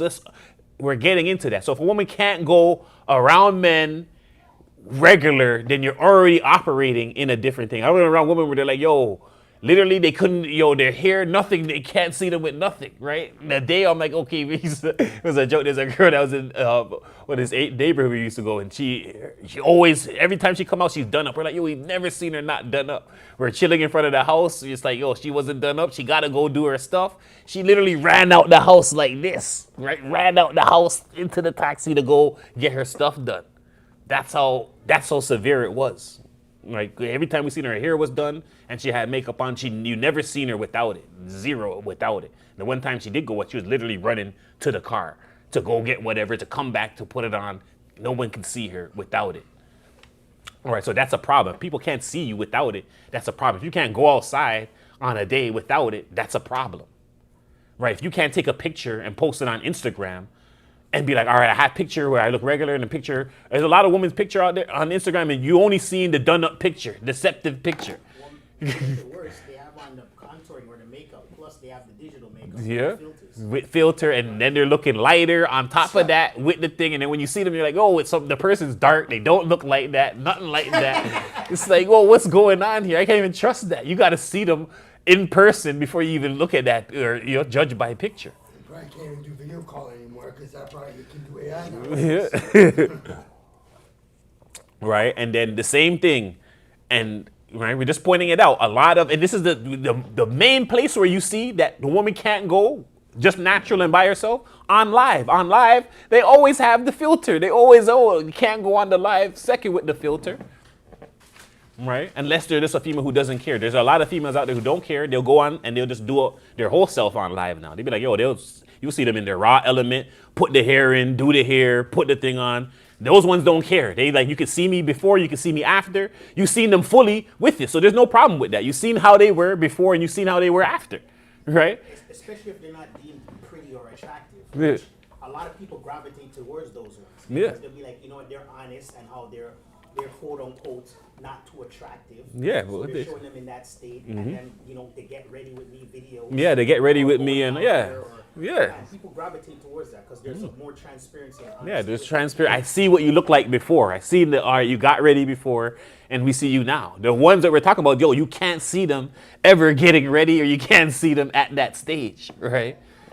And now the man can only see them in there. They're already thinking in that deceptive, deceiving mindset that God is warning of the woman to get out of that mindset. All right, so let's go in again. Jezebel heard of it, painted her face, tied her head, and went and looked out at the window. All right? I'm going to send something to you. You can play it on the thing. You're sending what to me? Oh, I don't know if I can Yeah, no. You can, It's yeah. how to trick people into thinking you're looking hot by Jenna Marbles. It shows you. But I don't know if you can probably do it. All right, continue for us. All right. This is the 2 Kings chapter 9, verse 31. And as Jehu entered in at the gate, she said, had Zimri peace, who slew his master? And he lifted up his face to the window and said, who's on my side? Who? And there looked out to him 2 or 3 eunuchs. And he said, throw her down. So they drew her down, and some of her blood was sprinkled on the wall and on the horses, and he trod under her foot. And when he was come in, he did eat and drink, and said, go, see now this cursed woman, and bury her, for she is a king's daughter. And they went to bury her, but they found no more of her than the skull and the feet and the palms of her hands. Wherefore they came again and told him. And he said, this is the word of the Lord which he spake by his servant Elijah the Tishbite, saying, in the portion of Jezreel shall dogs eat the flesh of Jezebel. All right. So Jezebel, she painted her face, she tied her head, she looked out the window, and this was like a last ditch. Can she beguile? Can she bewitch Jehu? The bewitching didn't happen, right? Jehu continues with the decree, right? And the decree was to get rid of her, and that's what we see. And then he got that decree knowing that this woman, she's a cursed woman. So basically, it's like that woman that gets pulled over by the cop and tries to use her looks to get out. Correct. That same thing there. That's what she tried to do right there. Yeah, she tried to use that right there. Like, yo, can I, She was doing that, but then also trying to flex like she still has power. Yeah. To show like she's royal, but clearly Not meant to buy food or buy things. Mm-hmm. Right, so Jezebel heard Jehu come and painted her face before looking out the window for him. Jezebel painted the face, right, in hopes to dazzle Jehu outward attractions, right? Jehu, being strong, looked through the window, still executed judgment on Jezebel. All right, we're at Sirach / Ecclesiasticus 26. It's the book of Sirach, chapter 26, verse 9. The whoredom of a woman may be known in her haughty looks and eyelids. All right, so even in the wisdom is letting us know that the whoredom of a woman is known in her haughty looks and the eyelids. All right, so it's careful to not, right, and this is what they say, be careful of dressing that way or looking that way so you don't fall in the same crowd. All right, so the haughty looks and the eyelids is how you can tell, all right, how much is just how fleshly the individual can be. All right, we're at Proverbs 30 and 11. It's the book of Proverbs, chapter 30, verse 11. There is a generation that curseth their father and doth not bless their mother. There is a generation that are pure in their own eyes and yet is not washed from their filthiness. There is a generation, oh, how lofty are their eyes, and their eyelids are lifted up. All right, give us a Septuagint. All right, this is Proverbs chapter 30, verse 11 out of the Septuagint. Oh, sorry. A wicked generation curse their father and do not bless their mother. A wicked generation judge themselves to be just, but do not cleanse their way. A wicked generation have lofty eyes and exalt themselves with their eyelids. All right, so it's showing you that a wicked generation, right, and these generation or these nations is always shown to be depicted by women, right? And once again, Israel can, all right, be lofty with their eyes, exalt themselves with their eyelids. This is all showing ways of the whoredom within a nation or within the individuals, all right, or within the generation of people. All right, that by their eyes or how they're operating as a nation, they're gone into such practices. All right, so the eyes are very, right, important when it comes to, right, this understanding and why Azazel taught this method of beautifying of the eyes, all right, and what it's really for. And once again, we're seeing even magic. Oh, it's just entertainment now. The same thing. Oh, the eyes are just entertainment now. But we're understanding the things behind it as well. All right, the deceptive natures behind it, and to ensure that we're not falling into the same spirit, right, that was being dealt with before, right, from the witchcraft, right, from the Old Testament, from before the flood. All right, so, all right, that was that session there. All right, now we're going to go into, all right, go start this one. All right, we're going to see now Christ. It's the book of Matthew chapter 12, verse 22. Then was brought unto him one possessed with a devil, blind and dumb, and he healed him, insomuch that the blind and dumb both spake and saw. And all the people were amazed and said, Is not this the son of David? But when the Pharisees heard it, they said, This fellow doth not cast out devils, but by Beelzebub, the prince of the devils. And Jesus knew their thoughts, and said unto them, Every kingdom divided against itself is brought to desolation, and every city or house divided against itself shall not stand. And if Satan cast out Satan, he is divided against himself. How shall then his kingdom stand? And if I, by Beelzebub, cast out devils, by whom do your children cast them out? Therefore they shall be your judges. But if I cast out devils by the Spirit of God, then the kingdom of God is come unto you.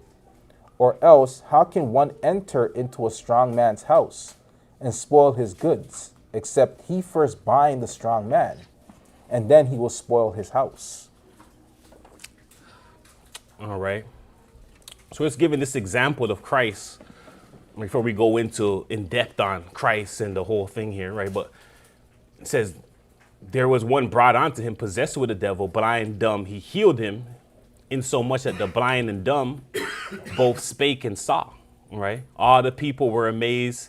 And it says, is this not the son of David, right? But when the Pharisees heard, right, they're saying this fellow does not cast out devils, but by Beelzebub, the prince of the devils. So they were going back again to the fallen ones. They were accusing Christ of using magic. They were accusing him of dealing with the demons to bring about the same healings that we mentioned in the Clementine homilies and all of that stuff. All right. So they were accusing Christ of using demons for tricks. And the tricks is the healing to get honor onto himself. Right. And Christ knew their thoughts and said unto them, every kingdom divided against itself is brought to desolation. Every city and house divided itself shall not stand. Right. He's explaining to them, if Satan is casting out Satan, he's divided against himself. How then his kingdom can stand? All right. And if he by Beelzebub casts out demons, by whom do your children cast them out? Therefore shall they be your judges. All right. And why Christ said this? Because he's saying, hey, do you not remember in the Old Testament, the forefathers, the prophets, didn't they not cast out things before? Right. And if they did that, right, and these were your judges that did that.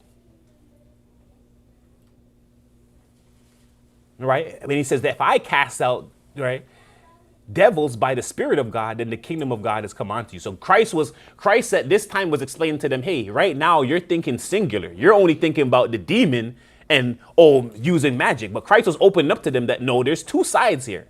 Yes, that's a possibility, but it's also a possibility that the kingdom of God has come onto you. Consider that as well. Because at that moment, they're only considering the evil. So it's basically like, do you feel lucky? Yeah, do you feel lucky? He's like, hey, and then he had to bring realization to them that no, first, what about your forefathers? Didn't they do things like this? Didn't they do similar things? But they didn't even click in. They didn't even realize, like, at that moment, they should have been saying, oh my gosh, what if we're wrong or something, you know? Yeah, well, he's just bringing that thought. He's not saying he is, but he's just introducing. At that time, they're like, yo, it got to be just the devil. And he's showing them, no, it could also be God too. Now, if it could be God, you better reconsider if the kingdom is really coming onto you right now. All right, it says, or else how one can enter into a strong man's house, spoil his goods, except he first bind the strong man, then he will spoil his house. All right, so Christ was healing those possessed with devils, right, and healed them. The Pharisees heard these stories and thought he was doing miracles by devils, and they were instead tricks. All right, Christ then explains for them to contemplate that people prior cast out devils. And who did they do this by? Showing that there's two sides, and if there's two sides, they should consider what if it's really the Holy Spirit and the kingdom coming to them through Christ at that moment, and not just their devilish thoughts at that time.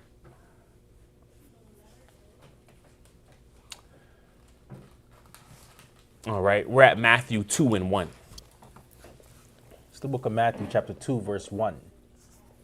Now when Jesus was born in Bethlehem of Judea, in the days of Herod the king, behold, there came wise men from the east to Jerusalem, saying, where is he that is born King of the Jews? For we have seen a star in the east and are come to worship him. All right. So when Christ was born in Bethlehem of Judea, in the days of Herod the king, behold, there came wise men from the east to Jerusalem, saying, where is he that is born to be King of the Jews? And they're saying they seen the star in the east and they came to worship him. All right, we're going to go into what that wise men is, the definition. All right. This is wise men. This is Greek 3097. This is magos or magos, of foreign origin, a magian, that is oriental scientist, by implication a magician, sorcerer, wise man. All right. So by implication, a magician. So Magi's came to see Christ. So this is the whole thing now. They came to see this miraculous thing. They came to witness this thing from God. All right. And they're telling you too, they came from the east. So it's directly telling you these same magicians, right? They came to see the birth of Christ and to acknowledge it. All right, and they were able to tell the stars and all of that. All right, we didn't get into all of that, but we did get into before that. They seen these same magicians. They were able to see the birth of Abraham. Right, they're able to see the birth of Moses. Right, they're able to see the birth of, I believe, who else as well? Joseph. Is it Joseph? No, not Joseph's birth. Moses. They see Moses' birth. They seen Abraham's. There's the next person they seen, right? But they're able to see many of the prophets. Then they're now to see Christ. But every time there was a ruling person to come, they're able to see the star, and they were always telling the king or the person ruling that, hey, this person is born to take you down.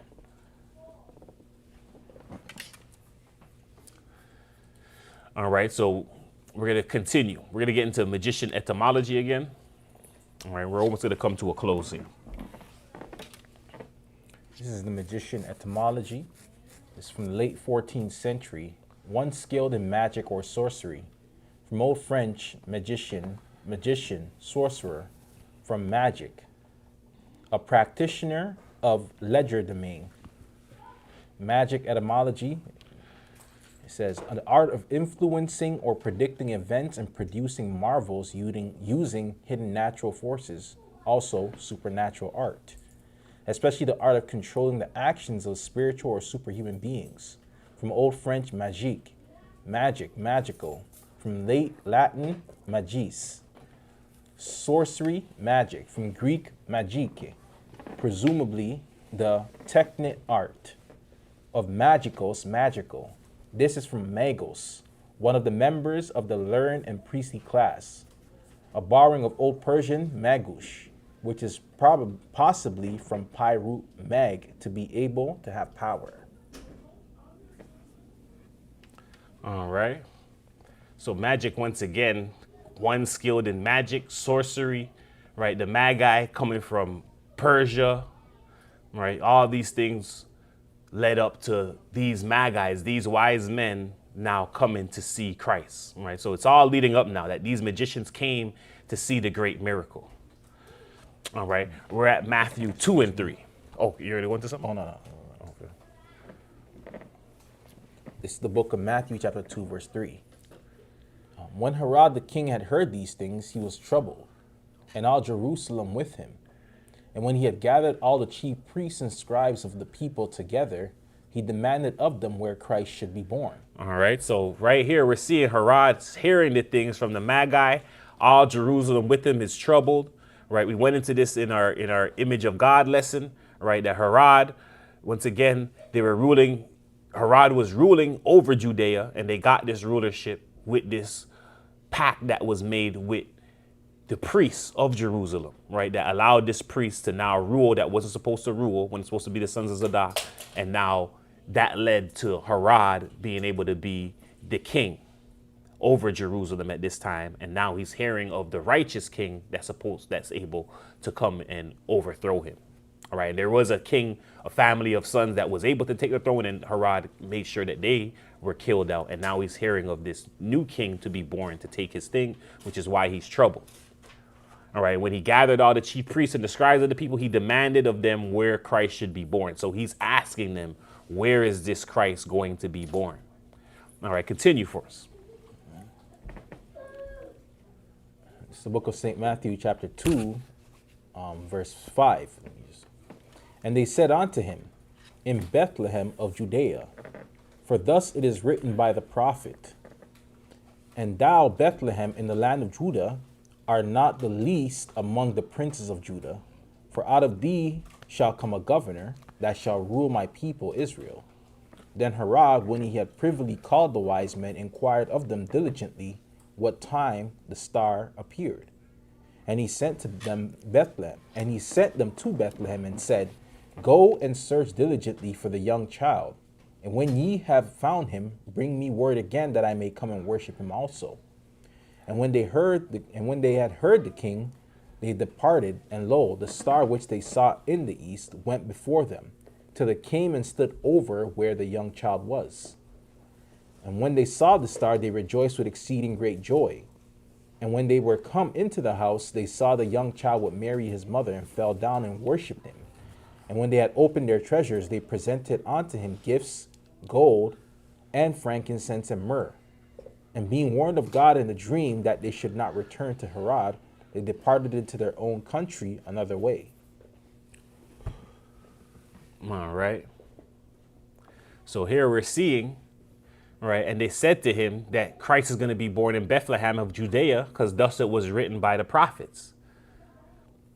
Right. And Herod, when he had privily called the wise men, inquired of them diligently what time the star appeared. So Herod called the Magi's, and he was inquiring of them diligently what time the star appeared, right? And he sent them to Bethlehem and said, go search diligently for the young child, right? So Herod was trusting in the Magi's to find this child, who they understood was being born through the stars, right? Which is also part of the crafts that they're able to be, right, that they have understanding with, right? So it's not just, oh, magic and tricks and potions and this. No, they can read the stars, they could deal with clouds. There's a plethora of things that they're able to do. All right. So the Magi are basically, well, God's, they're connected to the scenes, right? The Magi? They are scenes. They were scenes. It must have been a scene. No. Once again, we went to Magi. What Magi's are? Magi's are the ones who practice that from Persia. It's just that ones now have seen that, and they're always inquiring about that stuff. They always cared about that stuff, right? So they're just now coming to see the birth of Christ, right? Because they were in depth and all that. And all Yes, correct. So they know that the son's going to be born. The scenes were separate that also knew that. Correct. That's a separate side of that, right? They're Magi because they're coming from that other source, right?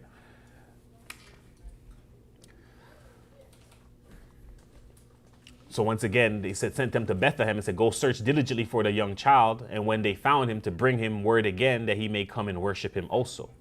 All right. And when they heard the king, they departed, and lo, the star which they saw in the east went before them till they came and stood over where the child was. Right. And they were exceedingly great with joy. All right. And they came into the house. They saw the young child with Mary, his mother, fell down, worshiped. So they came to worship this God. Same thing we see with Balaam. Balaam eventually dealt with the Most High, right? Still got murdered and killed. But, when they do come across the true God, they do acknowledge the true God. And this is what we were seeing here. They came and they acknowledged the true God. They worshiped him. They brought the gifts, right?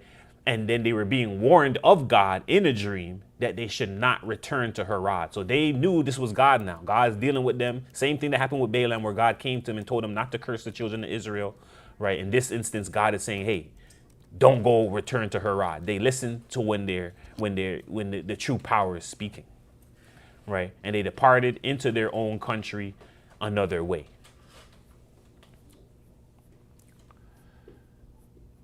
All right. So I think we'll stop right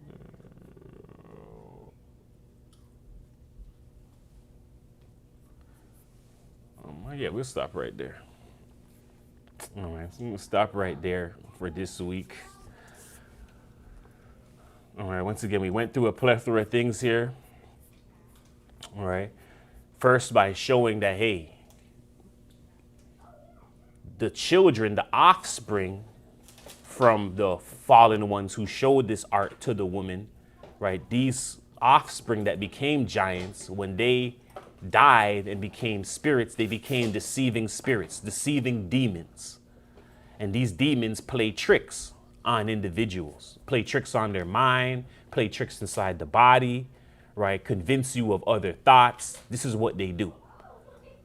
All right. So these are the greatest magicians you have to watch out for. Why? Because the other ones, they're dealing with stuff on the outside of you, tricking you with things on the outside, right? Demons are playing on the inside of you. right? Playing in your thoughts, in your mind, combining with your soul, and tricking you to think that it's you that's thinking this way. It's you that's feeling this way. It's you that's seeing this. Tricking you into believe that, no, that thing that you're seeing, no, you have a right to feel that way without analyzing the scriptures or even analyzing the scriptures and allowing the person to interpret falsely. Right? The demons have many deceits. Right? Their main one is convincing them not to come to those who love them, not to come to the church, convincing them to separate, convincing them not to gather, shunning those, hating those who have compassion for themselves more than they do, not knowing how they devise these things opposed to their own health, opposed to their own success, opposed to their own goals within their soul that they first had. The demons concealing within themselves that it's demons suggesting these things. Demons are frightening who they know they can frighten. All right. The demons conceal themselves from many, but not from those who dwell with wisdom, who know their mystery and why they do the things that they do. Going into the magical arts of the painting of the eyes, the eyelids. Knowing that that was a craft given by Azazel, and that these procedures and methods, when used to deceive the mind,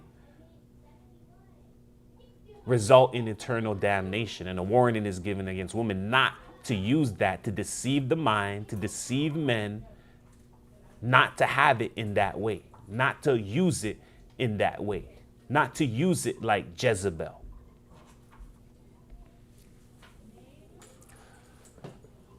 All right, not to use it and then also use crafts as well.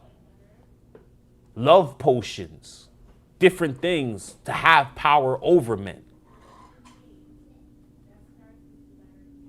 All right. The scriptures and the prophets letting us know that this is the greatest thing that it's being used for, to have power over man.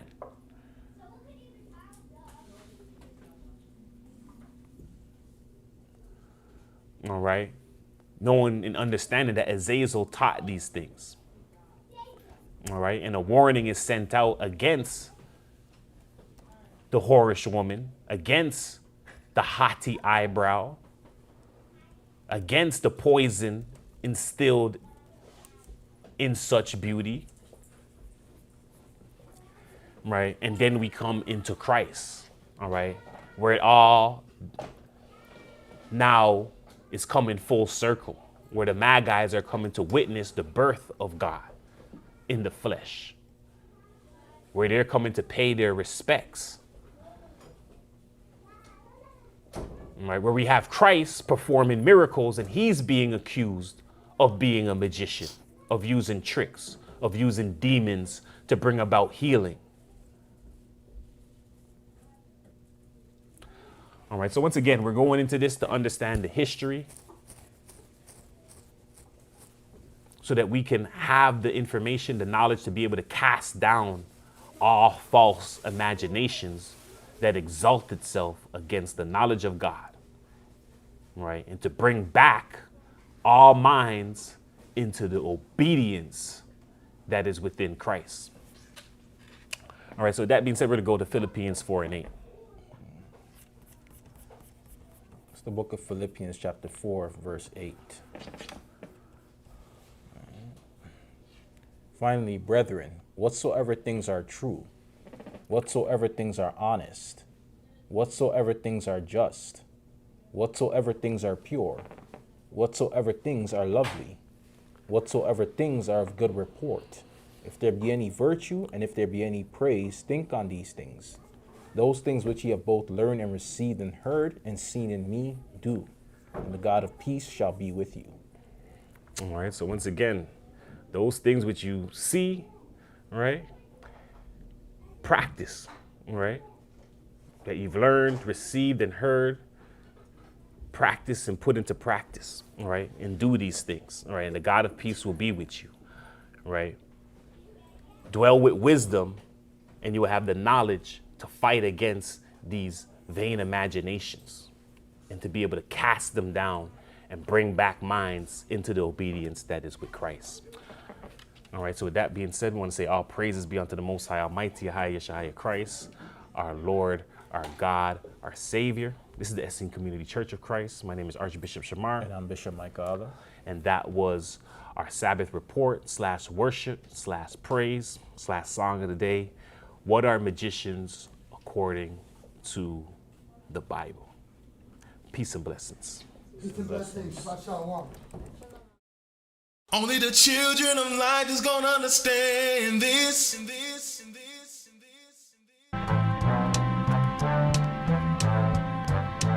For there are 3 philosophical sects among the Jews, the followers of the first of which are the Pharisees, of the second, the Sadducees, and the third sect, and the third sect, and the third sect, which pretends to a severer discipline, are called the Essenes. These last are Jews by birth, and Jews by birth. This is the knowledge of the Essene brotherhood. This is the knowledge of the